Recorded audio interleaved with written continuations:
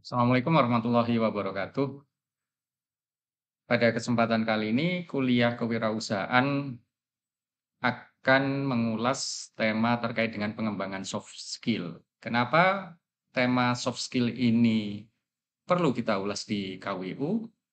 Karena pada intinya, pada saat kita nanti menjadi wirausaha ataupun bekerja, tidak lepas membutuhkan kemampuan soft skill, bukan hanya technical skill saja. Sehingga seorang wirausaha yang lengkap harus menguasai minimal dua hal tersebut, yaitu technical skill dan soft skill.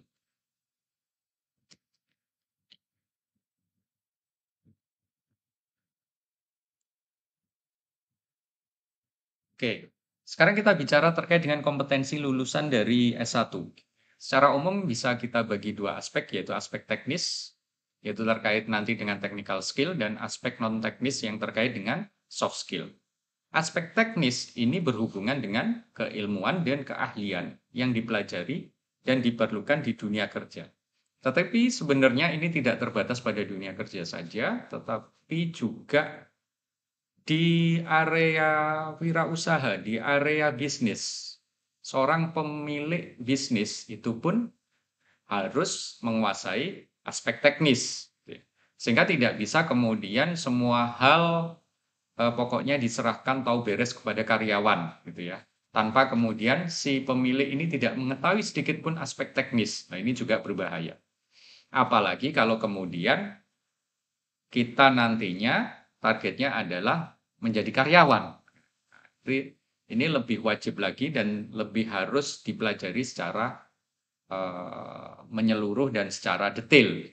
Kemudian berikutnya adalah aspek non-teknis. Ini mencakup motivasi, kemampuan beradaptasi, kemampuan komunikasi, kemampuan kerjasama dalam sebuah tim, pemecahan masalah, kemampuan untuk memanage stres, kemampuan kepemimpinan, dan lain-lain. Nah, pada kesempatan kali ini kita akan bahas terkait dengan aspek non-teknis. Sebelum kita bahas terkait dengan soft skill, kita coba beri contoh dan gambaran gitu ya. Apa yang diperlukan suatu perusahaan atau yang dituntut oleh suatu perusahaan terhadap karyawannya, terutama misalkan kalau perusahaan tersebut membuka lowongan untuk formasi baru. Coba kita lihat beberapa contoh, ini saya ambilkan dari lowongan kerja yang ada. Nah, misalkan ini PT Astra Internasional terbuka. Dia bergerak di otomotif, alat berat, tambang, keuangan, agribisnis, IT, infrastruktur, dan lain sebagainya. Gurita bisnisnya sudah menggeruta meliputi berbagai sektor usaha. Nah, di sini dia membutuhkan seorang auditor, tapi dalam posisi manajemen trainee. Yang dibutuhkan tentunya pertama adalah bachelor degree atau S1 dari akuntansi, manajemen, industrial engineering, ataupun IT.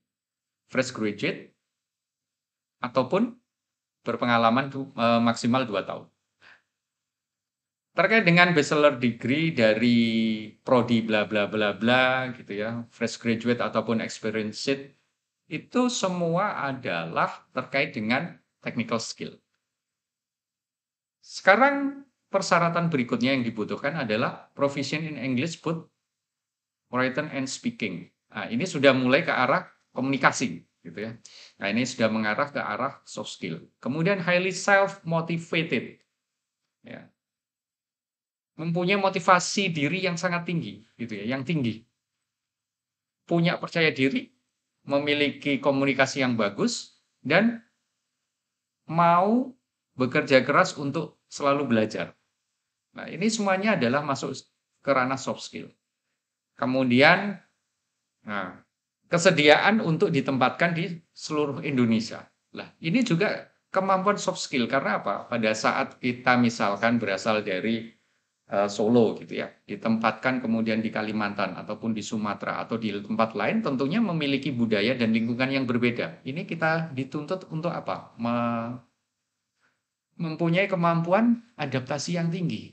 kemudian memiliki kemampuan apa? Interpersonal baik dengan karyawan dengan background budaya yang berbeda ataupun dengan masyarakat sekitarnya. Ini adalah kemampuan soft skill.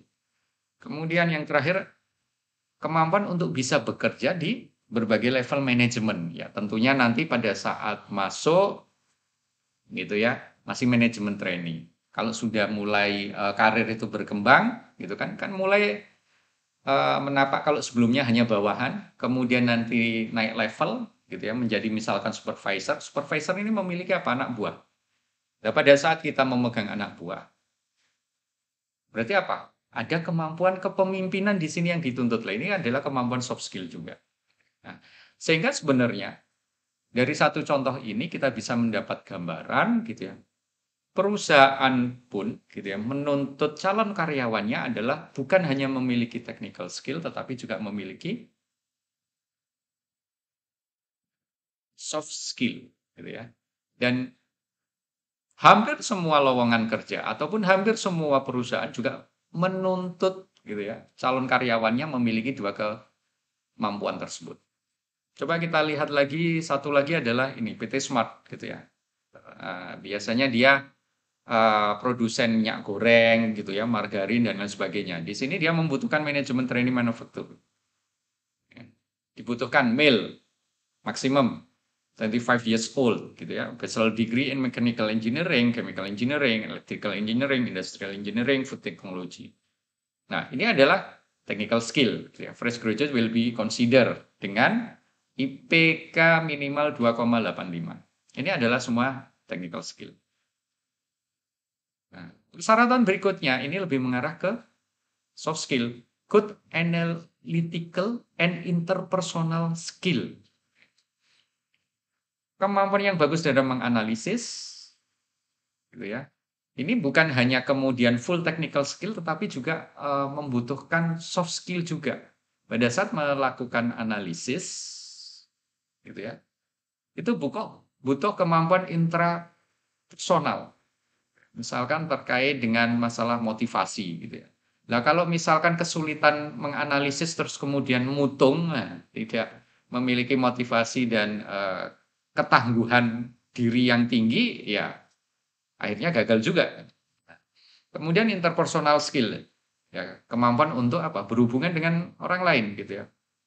Di sini dituntut kemampuan mungkin relationship-nya, kemampuan komunikasi, kemampuan mungkin pada saat misalkan apa dia harus mempresentasikan hasil pekerjaan berarti kemampuan presentasi dan lain sebagainya. Kemudian berikutnya strong computer literacy. Nah, ini memang technical skill, tetapi berikutnya ada integrity dan teamwork. Nah, integrity teamwork ini adalah interpersonal skill yang masuk bagian dari soft skill. Ya, integrity biasanya mencakup apa karakternya, gitu kan ya. Karakternya, terus kejujurannya, integritas terhadap perusahaan gitu ya, loyalitasnya dan seterusnya. Nah, kemudian yang terakhir sama dengan yang persyaratan perusahaan sebelumnya, willing to be located in all company operation area, Jakarta, Lampung dan juga luar Jawa gitu ya, Medan, Kalimantan, Lampung gitu ya. Dimana seperti yang tadi sudah saya sampaikan adalah butuh kemampuan soft skill untuk beradaptasi, untuk kemudian berkomunikasi dengan pegawai lain dengan background budaya yang lain, dengan masyarakat sekitar dan lain sebagainya. Dari sini bisa kita ambil kesimpulan bahwasanya dari dua contoh tersebut gitu ya, perusahaan sangat membutuhkan apa? Calon karyawannya adalah memiliki soft skill yang cukup bagus. Tetapi kalau kita mengaca pada kenyataan yang diberikan oleh sebuah institusi perguruan tinggi, gitu ya. Di sistem pendidikan kita adalah soft skill ini hanya, gitu ya, apa ini? Diberikan sekitar 10%. Sedangkan hard skill atau technical skill adalah 90%. Tetapi kebutuhan atau yang dibutuhkan oleh perusahaan terhadap calon karyawannya adalah technical skill-nya 20%, gitu ya. Yang soft skill-nya adalah 80%. Nah, ini terjadi kemudian ketidakseimbangan, gitu ya. Sehingga di sini bagaimana kemudian untuk mengatasi itu? Lah ini adalah kemudian menjadi tantangan kalian untuk menambah, gitu ya, atau kemudian melatih, atau kemudian belajar, ataupun juga ya melatih, gitu ya, ataupun mendapatkan coaching, gitu ya, dari ahlinya di luar pendidikan yang Anda dapatkan di bangku kuliah. Anda akan sangat kesulitan kalau berharap selama perkuliahan Anda mendapat kucuran, gitu ya, terkait dengan pendidikan soft skill yang tinggi. Tidak. Kalau berharap technical skill yang tinggi, iya. Sehingga soft skill di sini bisa kemudian dipenuhi dengan mengikuti misalkan training, mengikuti organisasi, ya. Juga kemudian kalau misalkan belajar kelompok gitu ya, coba gitu. Belajar untuk apa? Menjadi pemimpin kelompok, untuk kemudian melatih berkomunikasi, untuk melatih kemudian bekerja sama. Itu dimanfaatkan itu. Tetapi itu pun kan mungkin juga tidak cukup banyak gitu ya, tugas-tugas mata kuliah yang dikemas dalam bentuk kelompok. Sehingga kekurangan itu Anda bisa dapatkan ya dari luar kampus ataupun kalau di dalam kampus ya dari organisasi gitu ya dan lain sebagainya. Oke. Nah, sekarang kita bahas pada soft skill. Soft skill di sini secara umum bisa dibagi dua. Ada intrapersonal, ada interpersonal. Intrapersonal ini lebih ke arah ke dalam. Interpersonal adalah keluar, hubungan dengan orang lain. Intrapersonal ada beberapa kemampuan di sini adalah terkait dengan transforming karakter, transforming belief, change management, stress management, time management, creative thinking process, goal setting and life purpose. Kemudian yang terakhir adalah accelerated learning technique. Untuk interpersonal ada communication skill, relationship building, motivation skill, leadership, self marketing, negotiation, presentation, public speaking. Ya, kita akan bahas satu persatu tapi secara cepat. Untuk pertemuan yang pertama dalam membahas soft skill, kita bahas dulu intrapersonal. Untuk pertemuan berikutnya kita bahas interpersonal. Oke, yang pertama adalah terkait dengan transforming karakter. Atau bahasa lainnya adalah di sini terkait dengan karakter itu bisa juga ada yang menyebut ada akhlak, moral, watak. Lah, karakter, akhlak, moral, watak ini akan membentuk perilaku. Karakter orang itu bagaimana, akhlak orang bagaimana, moral, wataknya bagaimana. Itu nanti kalau keseharian diterapkan nanti akan membentuk perilaku. Lah, kemudian bagaimana untuk membangun karakter tersebut? Ya. Kita bisa melakukan beberapa pendekatan. Yang pertama adalah ya harus memiliki keinginan yang kuat untuk mempunyai karakter yang baik. Karakter yang baik ini apa? Ya contohnya seperti jujur, gitu ya, terbuka, bertanggung jawab. Nah, itu adalah karakter-karakter yang baik. Jujur ini adalah kunci dari semua karakter karena ini jujur ini kan terkait dengan moral, gitu ya. Jangan percaya dengan istilah jujur ajur, tapi gunakan istilah yang baru adalah jujur mujur. Nah, kemudian cara yang kedua, Anda bisa temukan tokoh panutan, gitu ya, yang menurut Anda itu secara karakter bagus, gitu ya. Kemudian secara moral bagus, watak bagus, kemudian implementasi dari karakternya juga bagus dalam kehidupan kesehariannya, dan juga dapat diterima dengan baik oleh lingkungan sekitarnya. Nah, ini jadikan sebagai tokoh panutan dan tiru karakter dan perilakunya. Tiru di sini bukan hanya kemudian menghafal, tetapi kemudian Anda terapkan juga dalam kehidupan sehari-hari. Dan mulailah dari yang kecil gitu ya. Kecil di sini misalkan ya dari lingkungan diri sendiri dan sekitar kita misalkan di keluarga atau kalau Anda kos berarti di lingkungan kos Anda dulu. Kemudian nanti lebih lebar lagi di lingkungan kampus, kemudian di lingkungan masyarakat, kemudian di lingkungan negara. Dari hal-hal yang kecil, bisa juga dari pekerjaan yang mungkin menurut Anda sepele, gitu ya. Buang sampah pada tempatnya. Nah, itu hal yang kecil. Itu membangun karakter. Gitu ya. Kemudian disiplin terhadap apa? Time management. Itu adalah karakter.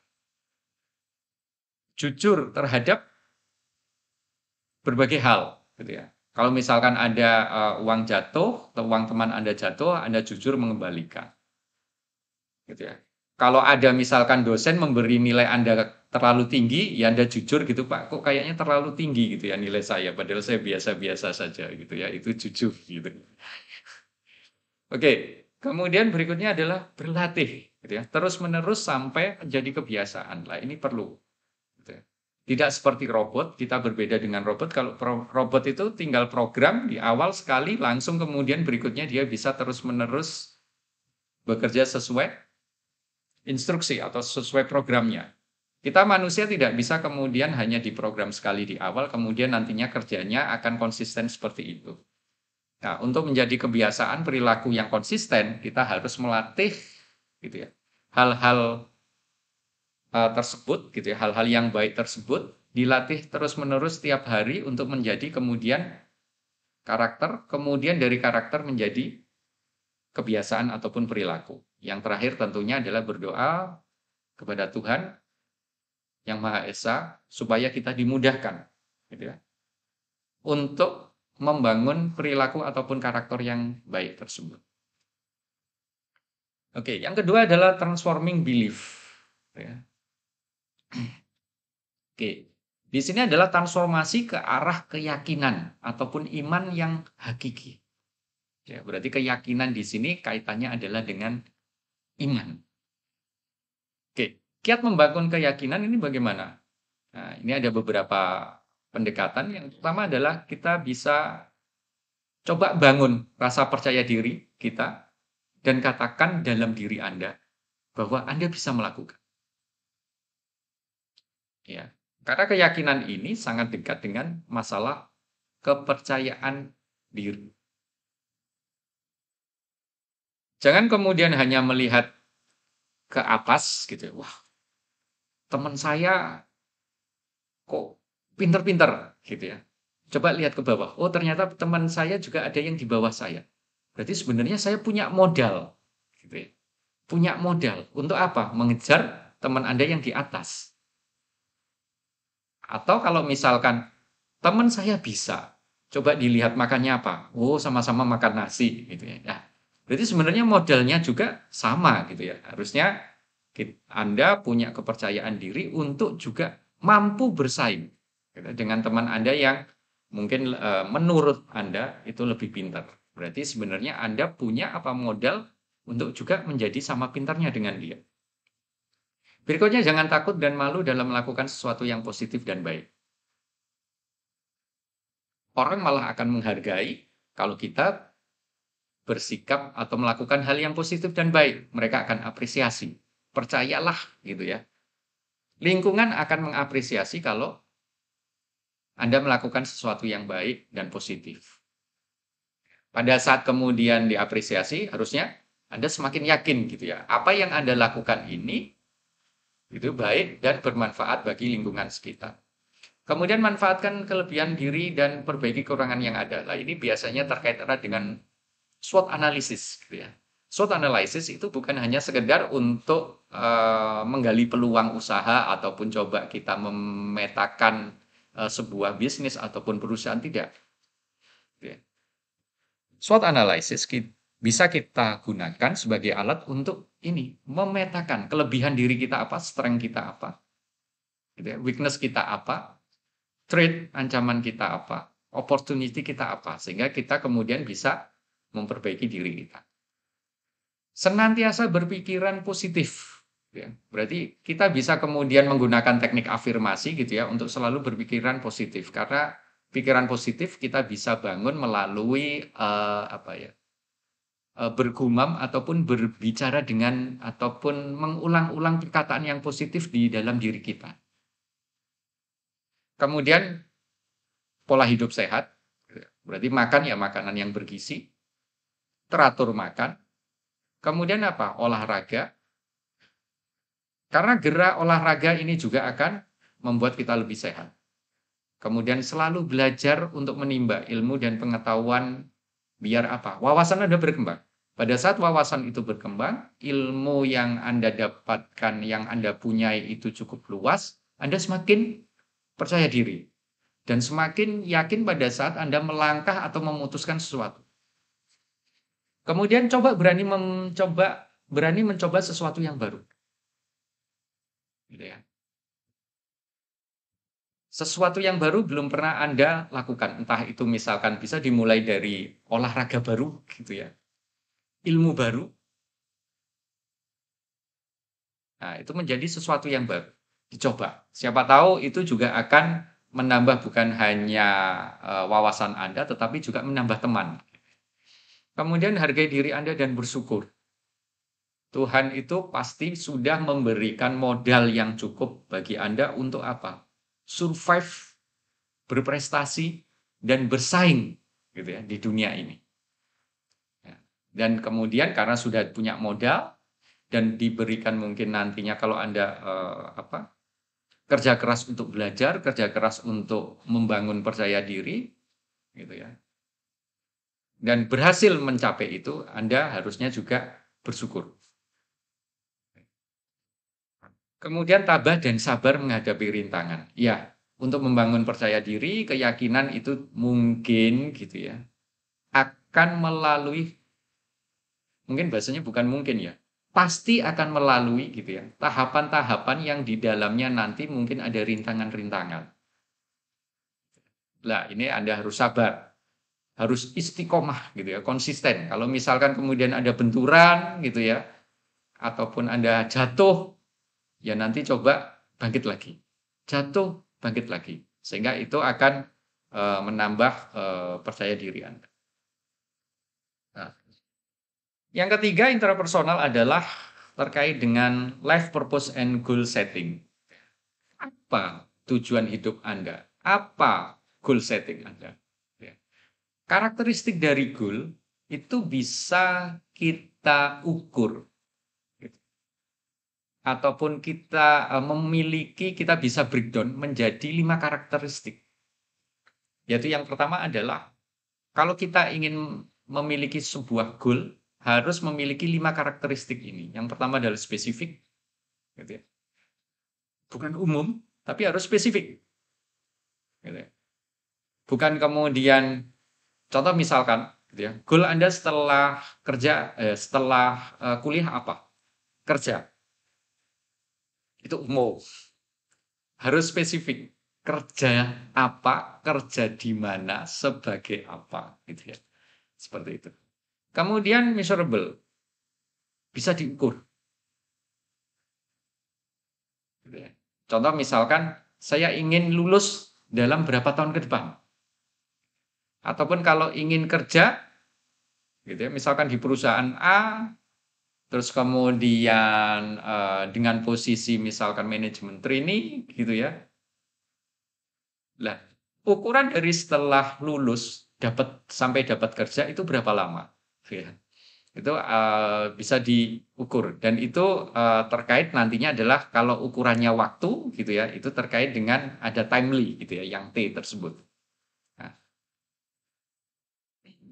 berikutnya adalah attainable atau biasanya ada juga yang mengartikan A ini adalah achievable. Bisa dicapai, masuk akal gitu ya, masuk akal. Bukan kemudian setelah lulus ingin kerja, karena ingin spesifik gitu ya, ingin kerja langsung jadi direktur gitu. Nah ini kan nggak mungkin gitu ya. Ya mungkin pertama ya paling manajemen trainee, supervisor ya juga nggak mungkin kalau belum ada pengalaman. Kecuali kalau selama Anda kuliah gitu ya, ternyata juga kerja meskipun part-time, punya pengalaman, terus kemudian apa? Setelah lulus kerja di perusahaan tersebut karena sudah punya pengalaman, kemudian sama perusahaannya dijadikan supervisor. Nah, itu bisa dan itu attainable. Ya, tetapi kalau belum ada pengalaman, ini kemudian inginnya adalah langsung jadi supervisor, jadi direktur gitu ya, bahkan jadi direktur. Lah ini kan tidak masuk akal, tidak logis. Lah itu terkait dengan kemudian realistik gitu ya. Realistis enggak gitu ya. Gitu ya. Misalkan tadi langsung direktur gitu ya. Realistis enggak? Kemungkinan bisa dicapai enggak? Ya kemungkinan enggak karena juga tidak realistis. Yang terakhir adalah timely. Berarti rentang waktunya itu juga harus jelas gitu ya. Pada saat oke 6 bulan, bukan 6 bulan, 3 bulan setelah lulus maksimal sudah harus dapat kerja. Kemudian berikutnya harus punya goal lagi gitu kan. Bukan hanya kemudian sepanjang masa pengabdian bekerja hanya sebagai karyawan. Tentunya misalkan 3 tahun ke depan sudah harus jadi supervisor. 3 tahun ke depan lagi jadi manajer. 3 tahun ke depan lagi jadi apa dan seterusnya. Itu adalah timely. Nah, sehingga sebuah tujuan hidup itu sebaiknya adalah memiliki goal yang berisi 5 karakteristik tersebut. Nah, ini sebenarnya bisa Anda tuliskan gitu kan ya. Mulai tulis gitu ya saat ini. Mumpung ini masih semester 3, masih semester 5, tulis. Goal saya yang terdekat ini apa? Yang jangka menengah apa? Jangka panjangnya apa? Nah, bisa dibagi jangka waktunya gitu ya, rentang waktu. Kemudian untuk mencapai semua tentunya adalah perlu apa? Time management. Karena manfaat dari time management adalah biar kita bekerja bisa lebih efisien. Gitu ya. Tingkat keberhasilannya lebih tinggi. Yang terakhir tentunya kita bisa menjaga kesehatan kita. Karena apa? Kalau kita tidak memiliki manajemen waktu yang bagus, bisa-bisa apa? Kerja akhirnya harus lembur, belajar harus lembur sampai malam. Terus makan tidak teratur, akhirnya apa? Kesehatan terganggu. Nah, inilah perlunya time management. Kita tidak hanya kemudian untuk mencapai goal itu butuh 1-2 tahun ke depan, tapi kan sepanjang masa hidup kita. Bisa sampai 10, 20, 30 tahun ke depan. Sehingga kita perlu apa? Perlu jaga kesehatan, karena kesehatan itu mahal. Gitu ya.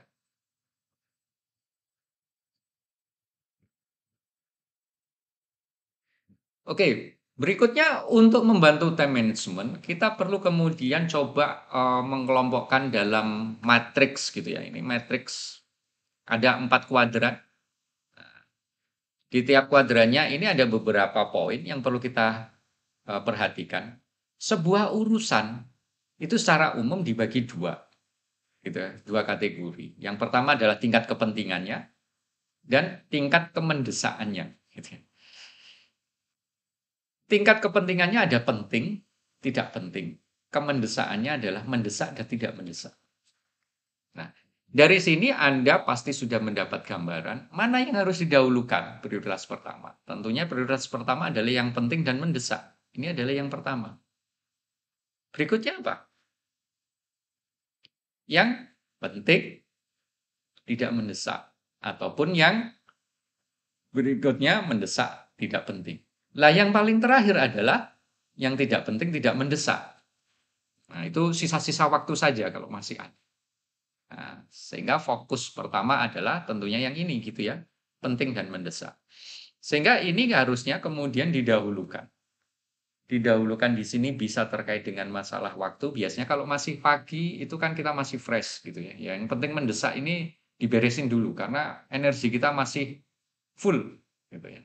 Nah, berikutnya sudah agak siang gitu, mulai coba kita selesaikan yang tidak mendesak tapi penting. Berikutnya kalau masih ada waktu lagi yang berikutnya mendesak tidak penting. Gitu ya. Nah, yang terakhir ya sisa-sisa saja mungkin nanti sore gitu ya menjelang istirahat atau bahkan apa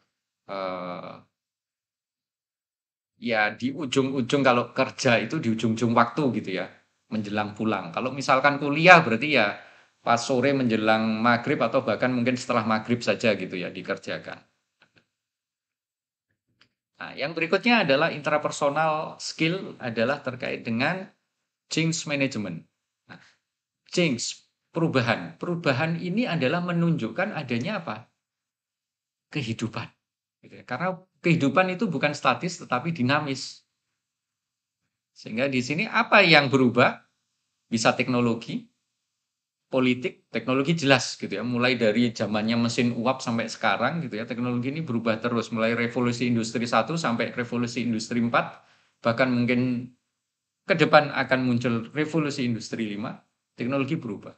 Berikutnya politik. Di Indonesia politik berubah.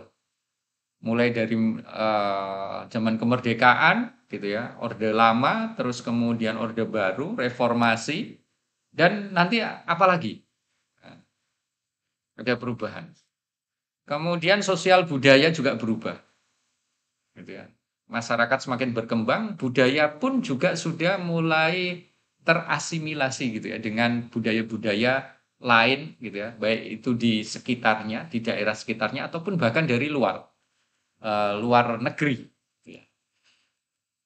Kemudian kebutuhan persaingan, kebutuhan juga berubah. Gitu ya. Kalau dulu orang hanya makan nasi, tahu tempe, nasi sambal, sekarang inginnya ada ayam, ada ini. Kalau dulu kendaraan hanya cukup pakai pit ontel, sekarang wah nggak cukup, harus pakai mobil. Nah itu kebutuhan berubah. Kemudian persaingan, persaingan juga semakin banyak berkembang jumlah penduduk, semakin banyak perusahaan, semakin banyak usaha-usaha baik kecil, menengah, besar, persaingan tumbuh, semakin ketat. Sehingga mau tidak mau kita sebagai insan manusia juga harus sadar, aware gitu ya. Perubahan itu sebuah keniscayaan. Nah, sehingga kemudian kita juga harus adaptif gitu ya terhadap perubahan. Nah, ini kemudian perlunya kita juga belajar manajemen perubahan. Nah, tapi sebagian orang juga mungkin sudah nyaman dengan apa? Status quo dia saat ini. Dan tidak aware terhadap adanya perubahan. Nah, dia akan nantinya tergilas gitu ya. Tergilas oleh perubahan karena apa? Mungkin lingkungan sekitar, orang-orang sekitarnya sudah siap berubah, dia tidak berubah. Akhirnya kemudian misalkan karirnya mandek, akhirnya malah di PHK gitu. Nah, untuk mengatasi ini kita perlu kemudian apa? Mengatasi diri terhadap penolakan atas perubahan. Nah, untuk mengatasi ini kita perlu apa? Pendidikan. Ya. Makanya belajar, belajar, belajar. Gitu ya.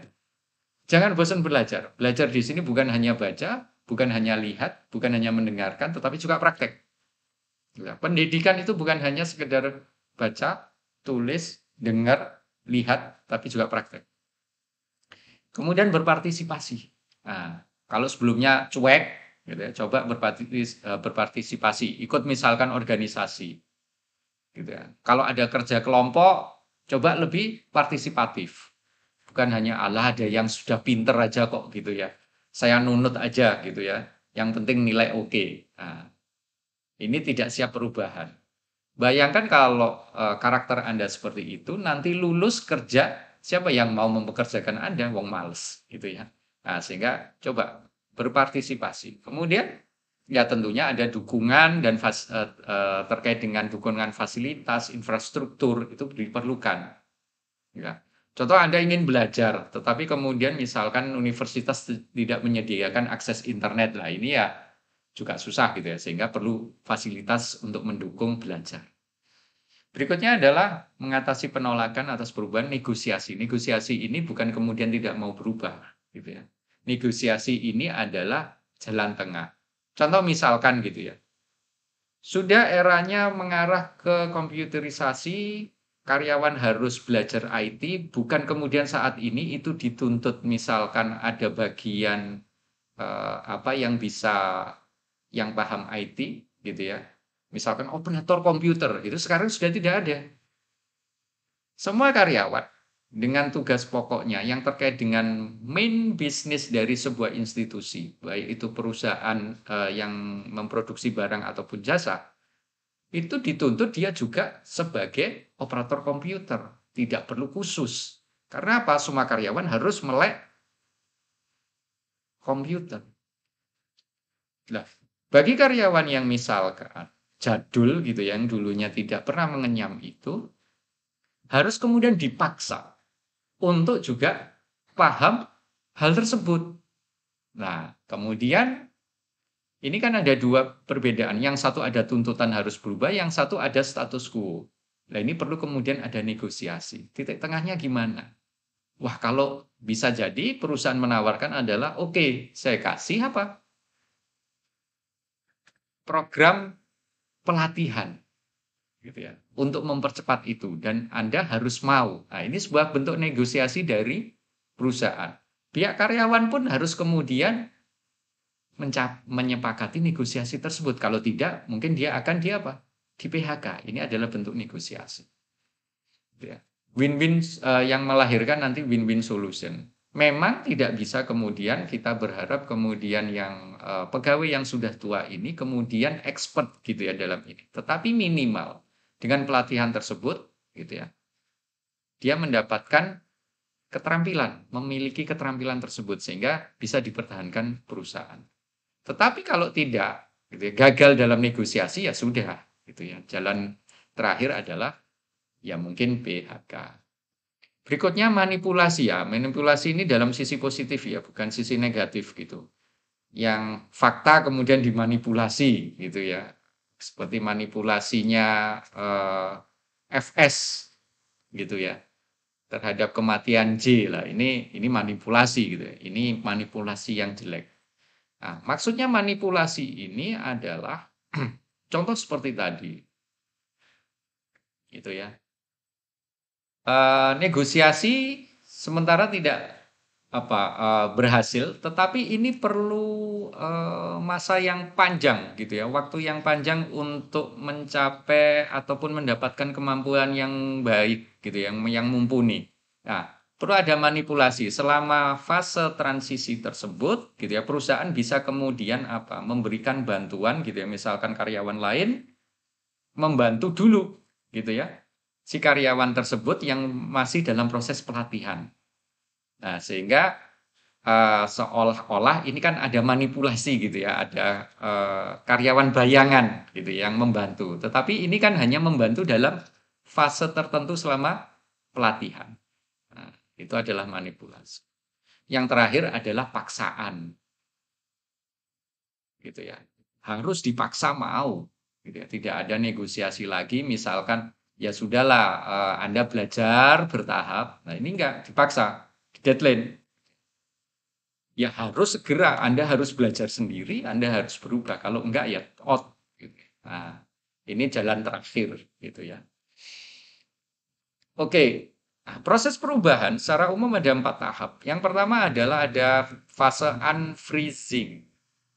Yaitu tadi, kalau karyawan ini status quo, karena sudah tua, sudah mau pensiun, dipaksa untuk belajar komputer, wegah biasanya. Nah, kalau dia sadar, dia coba unfreezing dulu. Gitu ya. Coba kemudian tidak keras kepala untuk mempertahankan status quo dia. Cairkan dulu. Ah, nggak bagus lah ini. Kalau saya bertahan seperti ini. Saya harus aware gitu ya terhadap perubahan ini. Ini adalah unfreezing. Berikutnya adalah change. Ya sudah, kalau perusahaan menawarkan, ini loh, saya kasih pelatihan, saya bantu kamu untuk berubah. Nah, dia harus, karena sudah cair, dia sudah mau menerima perubahan, coba dia ikut pelatihan. Di sini adalah untuk berubah, untuk bergerak menuju ke status yang baru. Yang ketiga, yang terakhir gitu, berarti ada 3 tahap. Yang terakhir adalah refreezing. Ya. Setelah dia dapat kemampuan tersebut, kemudian sudah cukup menguasai, ya stabilkan status tersebut. Gitu ya. Berarti istilahnya apa? Ini adalah status quo yang baru, gitu ya. Tetapi harus, gitu ya. Kalau ada perubahan lagi, ya kemudian dia harus unfreezing lagi, jangan kemudian terlalu nyaman. Nah, karena apa? Yaitu tadi change, gitu ya. Karena ada perubahan, maka ada kehidupan. Nah, seperti itu. Kalau nggak ada perubahan, nggak hidup, gitu ya. Istilahnya ora obah, ora mangan, gitu ya. Berikutnya adalah stress management. Oke, time management. Waktu kita sudah atur. Gitu ya. Tetapi tugas banyak. Waktu sudah kita atur, tekanan banyak, tugas banyak, deadline juga ketat, dan lain sebagainya. Ini kan jadi bisa stres. Gitu ya. Nah, stres ini harus dihindarkan. Dihindarkannya bagaimana? Kita harus tahu juga akar atau penyebab stres atau stresornya apa saja. Nah, stresor itu terjadi bisa di lingkungan sekolah, kerja, keluarga, gitu ya, dalam hubungan, gitu ya. Misalkan hubungan dengan ya calon, gitu ya. Dari sisi legal, hukum, finance, keuangan, kemudian kesehatan, lingkungan, dan juga situasi kehidupan. Ini adalah macam-macam stresor. School, gitu ya. Anda kuliah, Anda stresor apa? Tugas. Tugas deadline ketat. Itu adalah stresor. Kerja juga sama, ada tugas deadline ketat. Keluarga ada deadline juga gitu ya. Lulus harus 4 tahun. Misalkan 4 tahun, lebih dari 4 tahun orang tua Anda nggak mau membiayai. Relationship gitu ya. Bisa misalkan apa, ada gangguan gitu ya dalam hubungan gitu. Ada pihak ketiga, ada pihak keempat. Aspek hukum gitu ya. Ya misalkan terkait dengan sekolah, pada saat kemudian Anda ujian, Anda nyontek, itu aspek hukum gitu ya. Hukum yang berlaku yaitu peraturan yang ada di kampus. Keuangan, Anda kos. Ada jatah dari orang tua gitu ya. Terus kemudian ternyata ada kebutuhan terkait dengan misalkan untuk mengerjakan tugas, untuk kuliah, nggak cukup. Nah ini kan stresor juga. Terkait dengan kesehatan, Anda manajemen waktunya jelek, kemudian sampai lembur, malam, makan tidak teratur, efeknya adalah ke kesehatan. Aspek lingkungan, lingkungan orang sekitar, ataupun bahkan kalau lingkungan misalkan di jalan raya, lingkungannya polusi, itu adalah stresor juga. Macet, stresor. Situasi kehidupan, gitu ya. Nah, ini lebih ke arah environment yang di sekitar kita gitu ya. Misalkan apa ya? Ya tekanan keluarga gitu ya. Misalkan Anda sudah menikah, punya keluarga lah, ini kan juga ada tekanan-tekanan yang terjadi. Nah, kemudian bagaimana mengelola stres?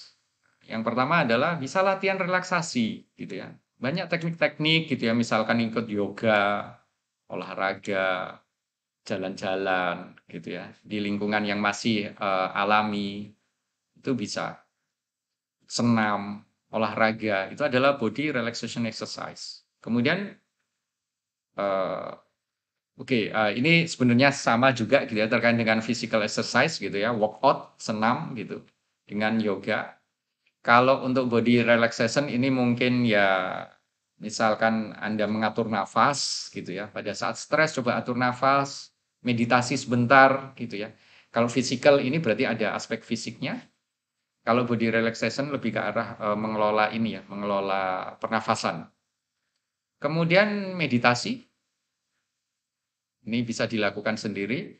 Bahkan kalau misalkan kerja ada yang menyarankan kalau duduk itu sebaiknya tiap 15 menit kemudian berdiri untuk melakukan relaksasi gitu ya. Peregangan. Nah, yang terakhir adalah kalau itu tidak cukup lakukan meditasi gitu ya. Pada saat istirahat tentunya. Jangan kemudian pada saat kerja atau pada saat kuliah Anda meditasi sendiri gitu ya. Nah, berarti sebaiknya di luar kerja atau setelah kerja pada saat istirahat ataupun setelah kuliah. Kemudian kalau ini tidak cukup, konseling, gitu ya. Di universitas atau di UNS ada konseling yang di CDC, gitu ya. Kalau misalkan Anda ingin konseling, gitu ya, Anda stres, gunakan manfaatkan fasilitas tersebut, gitu. Ada yang namanya talk terapi, ya istilahnya mungkin terapisnya hanya mendengar Anda ngomong, nantinya kemudian diberikan solusi. Kemudian ada life coaching. Nah, ini lebih ke arah misalkan Anda butuh apa ya, pembelajaran ataupun pelatihan gitu ya untuk mengelola hidup. Ini adalah managing stress, sehingga stress management ini sangat dibutuhkan gitu ya untuk sebagai salah satu intrapersonal skill. Berikutnya adalah creative thinking. Gitu ya. Intrapersonal ini sangat penting, gitu ya. Bukan hanya sebagai model sebagai wirausaha, tetapi juga sebagai karyawan. Mungkin Anda bisa lihat di sini gambar yang tertampil ini apa? Ya, mungkin sebagian orang akan melihat ini gambar wajah manusia, sebagian orang yang lain mungkin gambar orang yang memakai jaket tebal gitu ya, seperti orang yang ada di kutub utara gitu ya, pada saat musim dingin. Kemudian gambar yang kedua, ini mungkin juga ada sebagian orang yang melihat adalah, oh ini adalah nenek-nenek, gitu ya. Mungkin orang yang lain melihat, oh bukan, ini wajah anak-anak, gitu ya. Coba Anda camkan gitu ya, Anda teliti lebih detail, gitu ya. Apakah ini anak-anak, apakah ini nenek-nenek, gitu ya. Orang bisa beda sudut pandang, gitu ya. Yang keduanya juga benar. Gitu. Nah, creative thinking ini sangat diperlukan, tetapi pada kenyataannya ada hambatan-hambatan yang menghambat kita bisa berpikir kreatif. Yang pertama adalah biasanya orang terlalu berpikir sangat praktis dan logis. Semua harus di logika. Sehingga itu menyebabkan kita mempunyai pemikiran yang cukup kaku. Sehingga kemudian apa? Mengurangi sense of humor kita. Nah, ini biasanya cukup terkait gitu ya, ketiga hal tersebut. Kemudian juga mungkin kita punya persepsi yang sudah tertanam gitu ya sejak kita kecil dari lingkungan keluarga kita. Kemudian penghambat yang lain adalah terkait dengan respon, gitu ya. Respon pada saat kita mengalami kejadian sesuatu yang menimpa kita, terutama kejadian-kejadian yang negatif. Gitu ya. Bagaimana kita bereaksi? Apakah itu kita melihat sebagai barrier atau kita melihat sebagai peluang? Pada saat selalu kita mengeluh, nah ini juga menghambat proses kreativitas. Kemudian berpikir selalu negatif, minder. Wah, saya kok nggak sepinter teman-teman saya. Nah, ini juga menghambat. Kemudian kebiasaan atau tradisi, gitu ya, sejak kecil yang ditanamkan oleh keluarga kita sendiri. Gitu ya. Nah, ini juga bisa menghambat kreativitas kita. Kemudian, kita terbiasa kemudian misalkan dalam mengerjakan soal hanya ada satu jawaban yang benar. Pada saat tidak menjawab benar, salah 100%. Nah, misalkan dosen kita tidak melihat proses gitu ya, proses penghitungannya tidak dilihat, yang penting hasil akhirnya salah ya salah gitu. Nah, ini juga skema seperti ini kalau misalkan terjadi di Anda sejak mungkin SD sampai SMA gitu ya, lah ini juga bisa menghambat. Kemudian ada stereotip atau generalisasi sesuatu yang buruk, misalkan mitos gitu ya, itu juga bisa menghambat kreatif, mitos yang beredar di masyarakat. Kemudian malu, takut untuk mencoba, ini juga bisa menghambat. Yang terakhir adalah pengalaman atau pengetahuan yang terdahulu. Nah, mungkin ada trauma, gitu ya, pengalaman tidak enak. Nah, ini juga bisa menghambat kreativitas. Nah, berikutnya bagaimana mengembangkan kreativitas? Ya, secara umum ada 6 langkah. Yang pertama adalah knowledge. Ya, tentunya belajar gitu ya. Belajar, belajar, belajar. Bukan hanya sekedar belajar di materi ataupun bahasan di di jurusan Anda, gitu ya. Tetapi coba belajar hal di luar bidang Anda, gitu ya. Ilmu apapun juga, mungkin ilmu Anda perlu belajar ilmu ekonomi, ilmu sosial, gitu ya.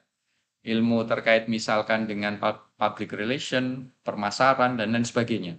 Itu bisa nantinya membantu mengembangkan kreativitas. Setelah knowledge, langkah berikutnya adalah thinking. Coba dipikirkan dari knowledge yang sudah Anda peroleh, diresapi mendalam, gitu, dipahami. Berikutnya adalah fase inkubasi, ya mulai relaksasi, gitu ya.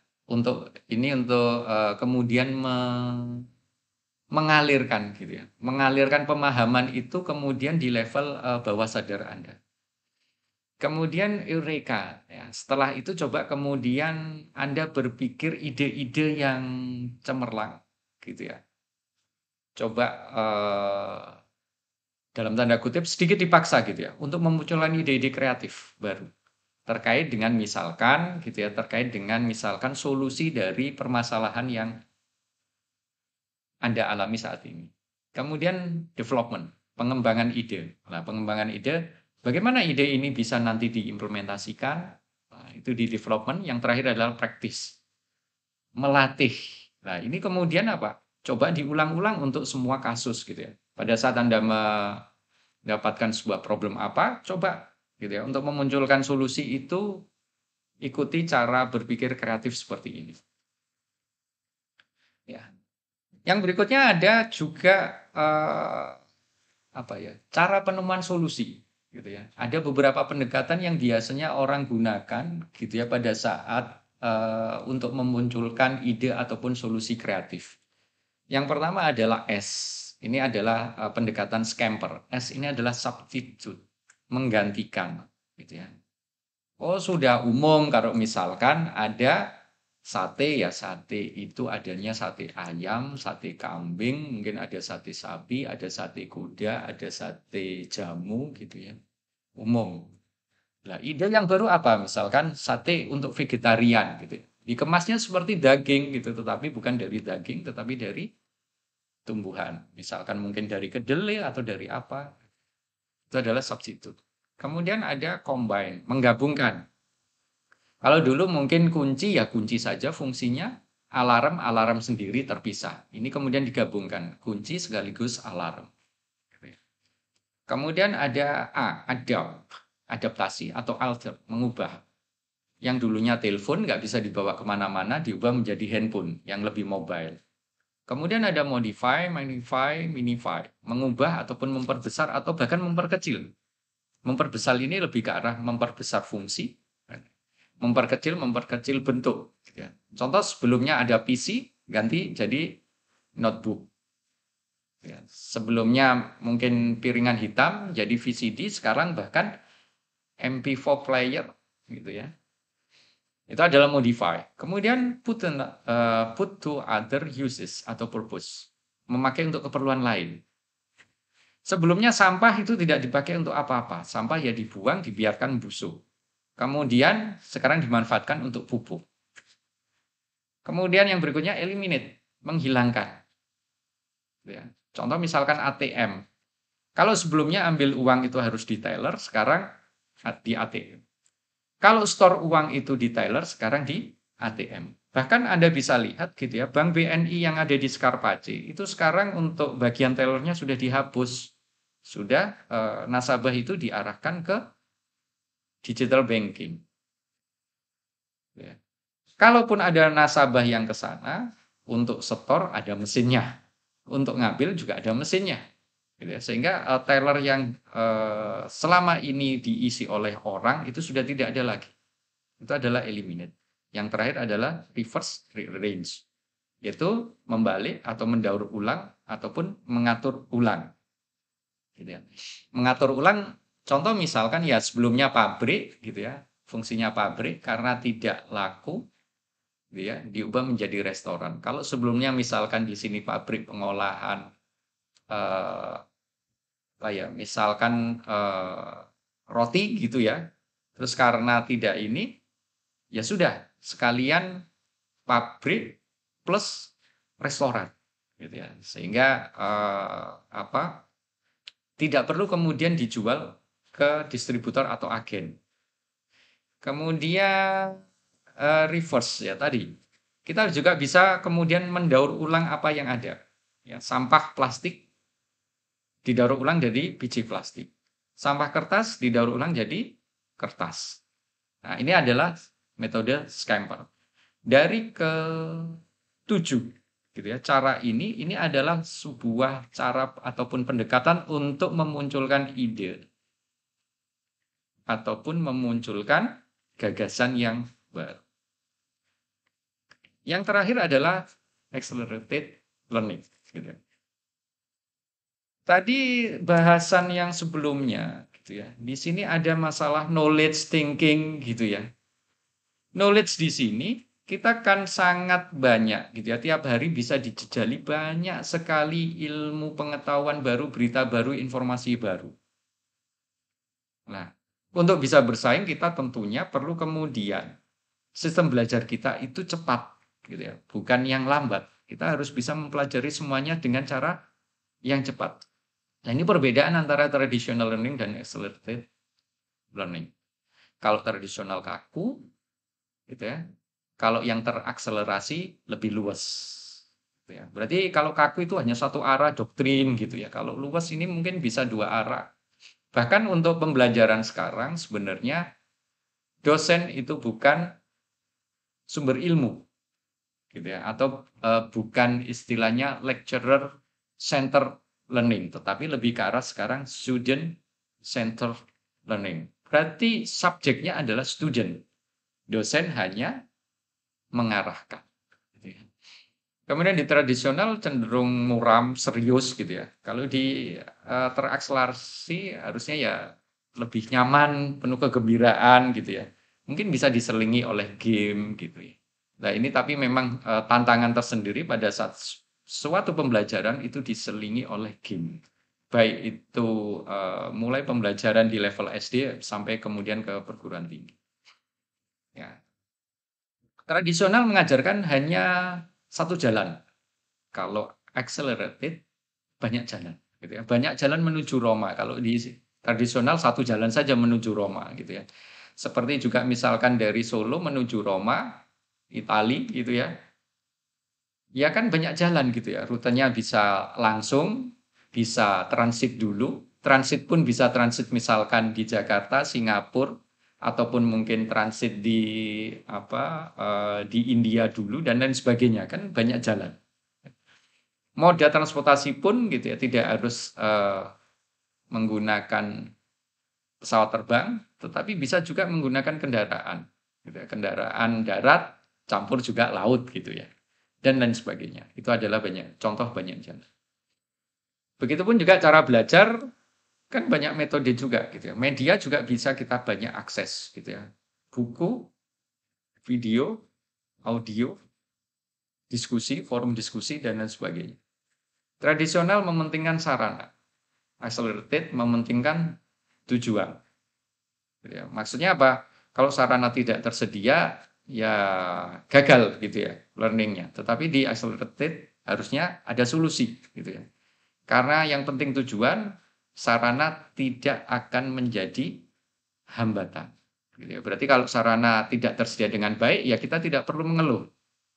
Kita coba berpikir kreatif, gitu ya. Bagaimana mengatasi sarana yang ada. Tradisional bersaing, kalau accelerated kerjasama. Kalau tradisional lebih ke arah behavioristis, itu lebih ke arah mementingkan perilaku, gitu ya. Kalau yang accelerated manusiawi. Kalau tradisional verbal berarti lebih ke arah yaitu tadi satu metode misalkan lecturer center learning gitu ya. Berarti omongan dari dosen atau gurunya hanya mendengarkan.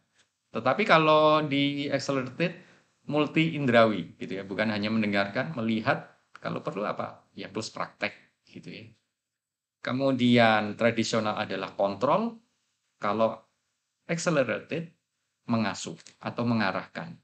Tradisional mementingkan materi, accelerated mementingkan aktivitas. Tradisional di sini mental ataupun konektif, kalau accelerated lengkap gitu ya, mental, emosional, fisik. Kalau tradisional berdasarkan waktu, kalau accelerated hasil. Sehingga sebenarnya harusnya pembelajaran di accelerated itu adalah fleksibel. Ya. Bisa Anda akses kapanpun juga. Kenapa saya menggunakan fasilitas video? Anda bisa akses, bisa lihat kapanpun juga. Kalau nggak ingin melihat, berarti sambil tiduran, mendengarkan juga bisa.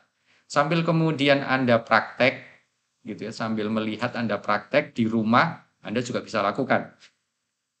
Kan kalau dipraktekkan langsung di kelas, mungkin Anda sungkan gitu ya.